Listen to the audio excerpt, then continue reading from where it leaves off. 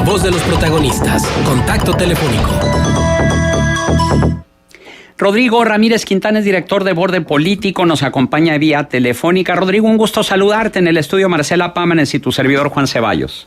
Hola Juan, Marcela, muy buenos días, gusto Victoria.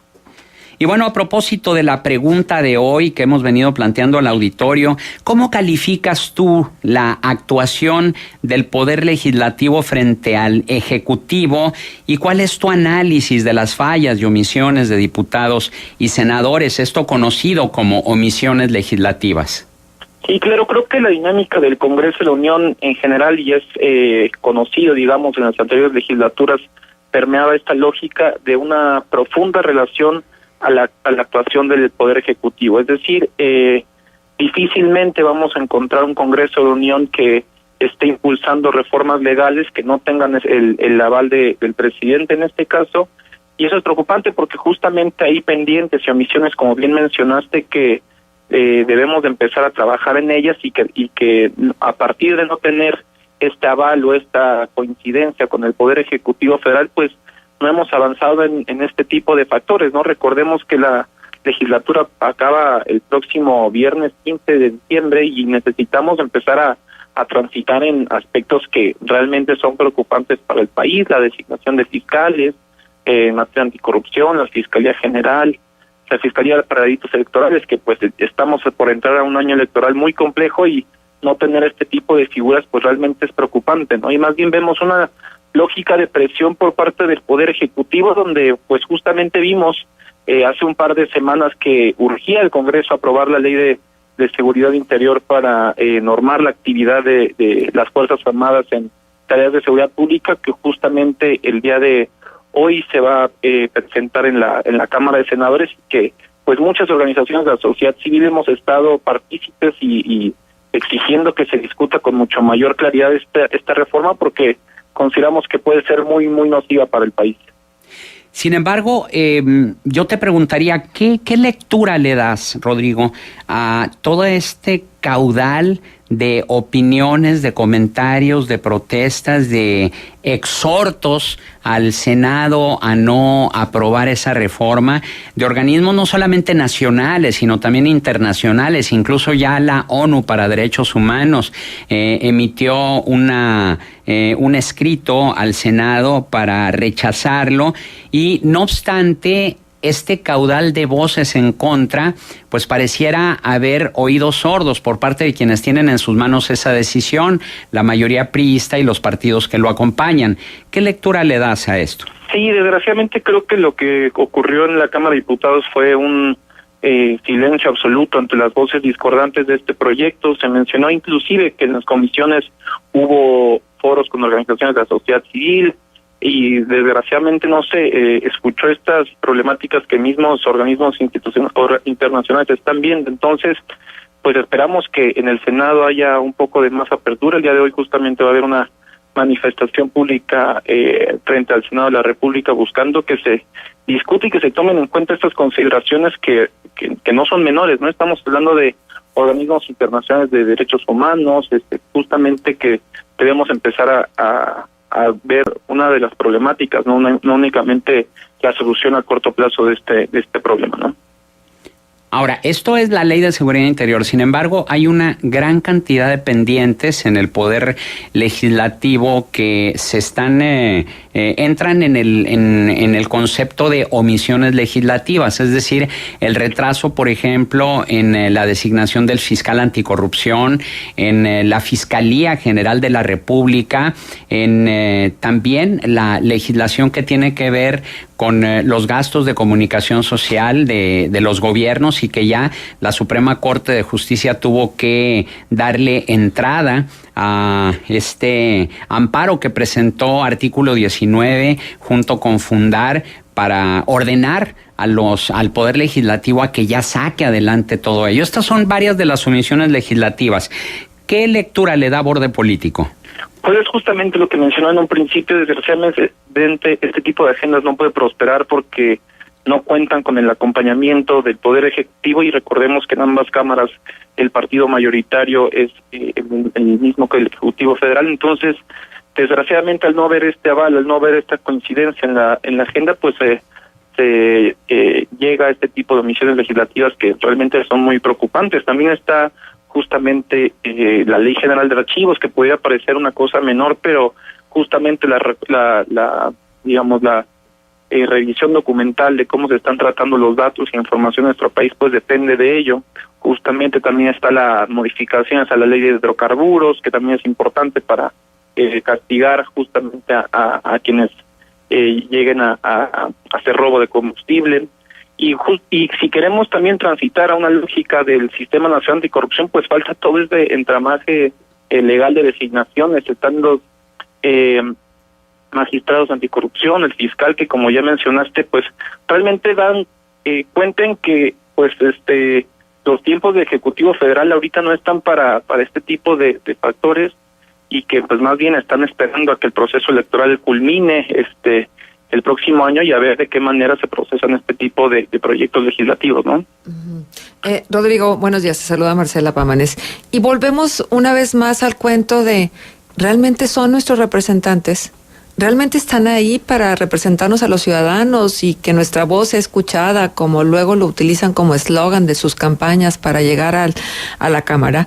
Y luego, otra cuestión que a mí me preocupa mucho, si eso pasa en el Congreso de la Unión, donde hay tantas luces, tanta visibilización, tanta cobertura mediática de información, ¿qué no pasará en los congresos locales?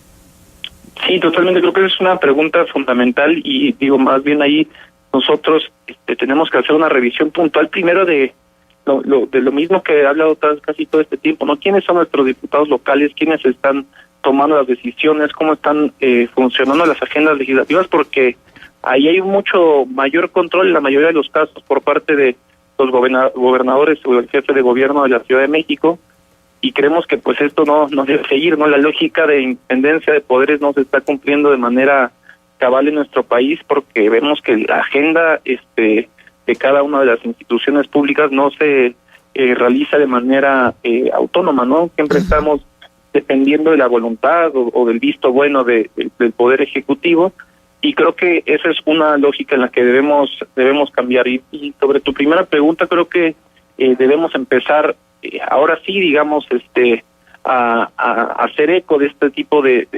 malestares que tenemos con nuestros representantes, de cómo funciona nuestro poder legislativo a nivel federal y a nivel local, para que realmente ese pueda ser un primer punto de partida entonces para el proceso electoral siguiente, ¿no? Exigir un piso mínimo de autonomía de nuestros representantes frente a la labor del Ejecutivo Federal, y que realmente podamos empezar a posibilitar un poder legislativo más sólido a nivel nacional y a nivel estatal. Uh-huh. Es que los gobernantes, y hablo del Ejecutivo específicamente, debería probar, porque finalmente nunca se ha probado esto, la autonomía entre los tres poderes, probar y darse cuenta que hay una sociedad que está preparada para ello y además está cada vez más exigente, y que nosotros tenemos pues 2 dedos de inteligencia como para saber qué es lo que están haciendo. Hay que recurrir a las estadísticas y a los estudios de opinión de cómo están calificados ahora mismo los legisladores. Pero claro, como ni nos ven ni nos oyen, pues entonces no les importan las calificaciones reprobatorias que tienen. Sí, claro, y que creo que justamente de esta mala forma en la que se relaciona el Poder Ejecutivo y el Poder Legislativo tiene que ver en una lógica hasta de la misma efectividad de los procesos legislativos presentados, ¿no? Es decir, el Poder Ejecutivo a nivel nacional tiene un casi 80% de efectividad sobre los asuntos que presenta, es decir, que casi todo lo que está proponiendo en materia legislativa se le está aprobando de manera muy rápida, porque ya tienen todos los acuerdos procesados al interior del Congreso. Uh-huh. Y no sé, me imagino que un Congreso local que emite una legislación para que el Congreso Federal adopte, pues es una efectividad mínima, ¿no? Entonces creo que estamos viendo de manera distorsionada, digamos, cómo está procesando el Congreso de la Unión la participación del Poder Ejecutivo y de los mismos legisladores, ¿no? Porque también pues resulta mucho más sencillo para un legislador que el presidente pueda presentar su propuesta legislativa, que ellos como uno de 500, uno de 128 pueda esperar que prospere su proyecto, ¿no? Ahora, Rodrigo, en la materia de la ley de seguridad, o sea, ¿por qué? Y nos escriben un WhatsApp que me parece muy preciso. Dice, ¿por qué no se alude a los ejemplos de otros países que en el pasado han permitido que los militares tomen las calles? O sea, ¿por qué nos cuesta tanto trabajo ver en la ventana de de los países vecinos que han tenido estas situaciones los ejemplos de lo que no deberíamos de hacer? Y creo que esa es una de las principales problemáticas que justamente organizaciones como Frincos, Artículo 19 también han hecho caso sobre ese sentido, porque realmente se está únicamente normalizando legislando y lo que ya sucede en nuestras calles, ¿no? Y creo que es justamente el paso que no debemos dar. Evidentemente nadie está pidiendo la salida inmediata de las Fuerzas Armadas, pero sí sabemos como organizaciones que debe ser este movimiento hacia los cuarteles de manera paulatina y bien procesada, ¿no? Y creo que lo que se hace con la Ley de Seguridad Interior es que se normaliza y se da una carta abierta al Ejecutivo Federal para que pueda hacer uso de las Fuerzas Armadas con mucha discrecionalidad, y eso es lo que preocupa, ¿no? Falta de transparencia en los procesos, falta de controles, y que este tipo de acciones realmente pueden meter en un problema importante al país en temas de control de seguridad pública, ¿no? Claro. Muy bien, Rodrigo Ramírez, director de Borde Político, nuestro agradecimiento por tu valiosa participación aquí en Contextos. Muchas gracias, hasta luego. Y continuamos con este mismo tema con el senador Luis Humberto Fernández del grupo parlamentario PT Morena. La voz de los protagonistas. Contacto telefónico. Recibimos en Contextos al senador del grupo parlamentario del PT Morena, Luis Humberto Fernández, a quien vamos a escuchar su opinión sobre la nueva Ley de Seguridad Interior que será analizada esta semana en la Cámara Alta. Ya fue aprobada en el Congreso de la Unión, ahora va a revisión a la Cámara de Senadores. Senador, muchísimas gracias por estar con nosotros. Le saludamos Juan Ceballos, Marcela Pámanes. Buenos días, qué gusto, el agradecido soy yo, estamos a sus órdenes. Gracias. Bueno, creo que ustedes han tenido una postura muy crítica frente a lo que es la ley de seguridad. ¿Cuáles son las ventajas y las desventajas de esta ley? Mira, la ley tiene 3 problemas fundamentales. El primero es que no resuelve nada.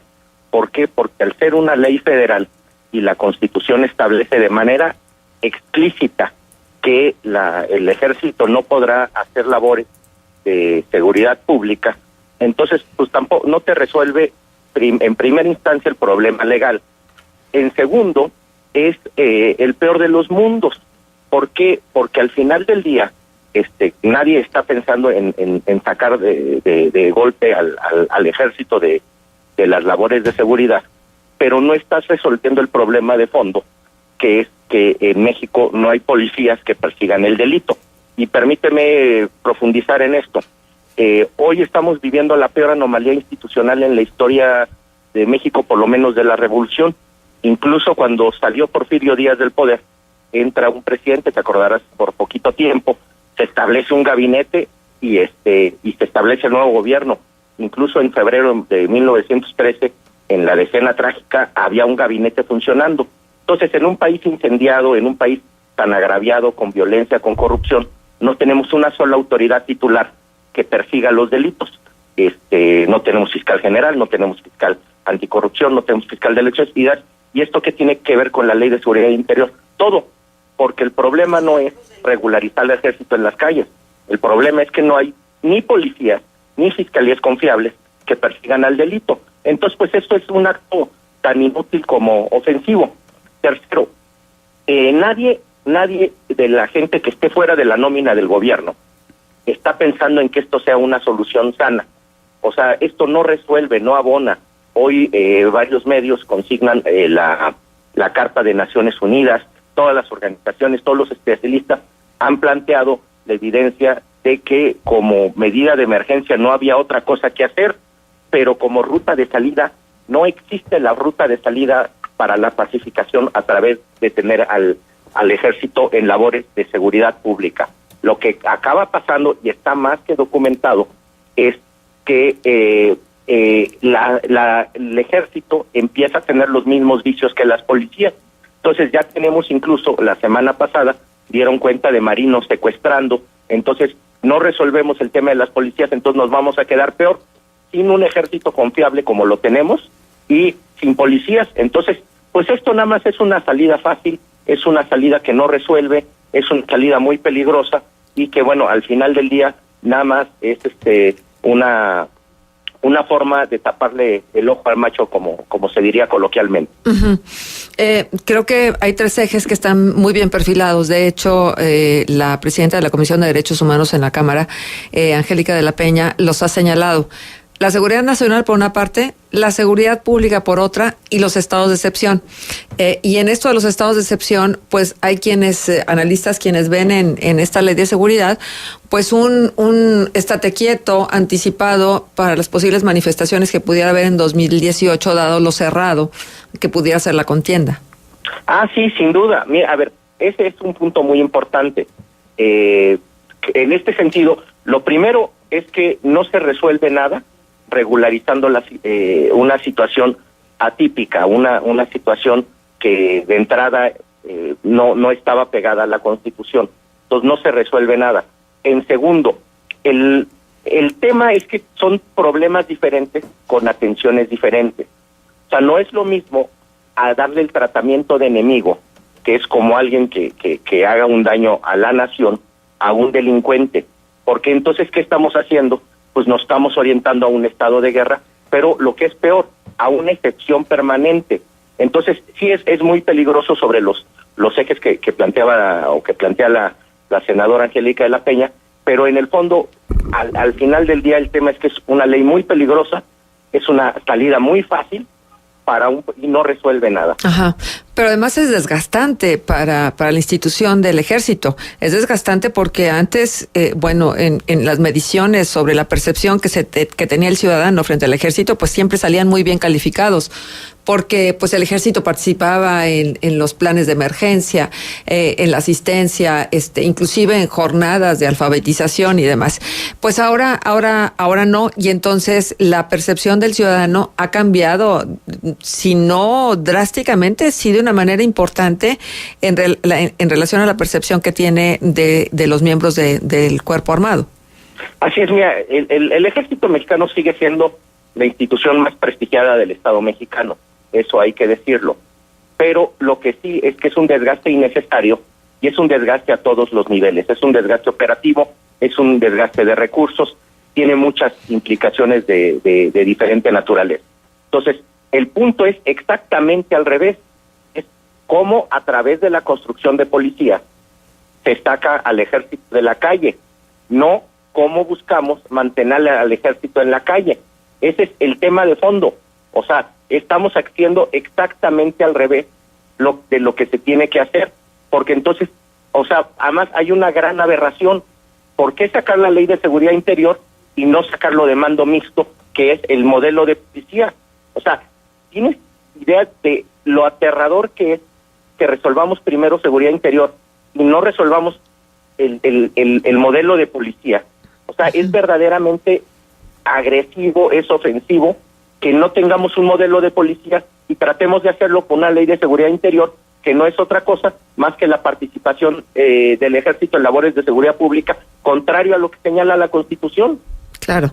Estamos conversando con el senador del Grupo Parlamentario del PT Morena, Luis Humberto Fernández. Y hay una cuestión que a mí me parece que es fundamental, y es que tal pareciera que el término esto de prevención, antes las direcciones de seguridad pública tenían un carácter preventivo, es decir, anticiparse a los delitos. Hoy está totalmente olvidado el tema de la prevención porque están abocados a atrapar a criminales, a decir que con la aprehensión de estos criminales, pues el crimen puede bajar y nada más. Esto me parece sumamente peligroso. Sí, absolutamente, pero además es más grave en el sentido de lo que plantea. Mira, el tema de fondo es que no hay una estrategia de seguridad ni una estrategia de reconciliación y pacificación nacional. O sea, estamos tomando medidas aisladas. El tema de fondo es la debilidad del Estado mexicano para enfrentar y a la delincuencia y construir un Estado de Derecho. No solo es el tema de que se ha abandonado la prevención, es que no existe la investigación.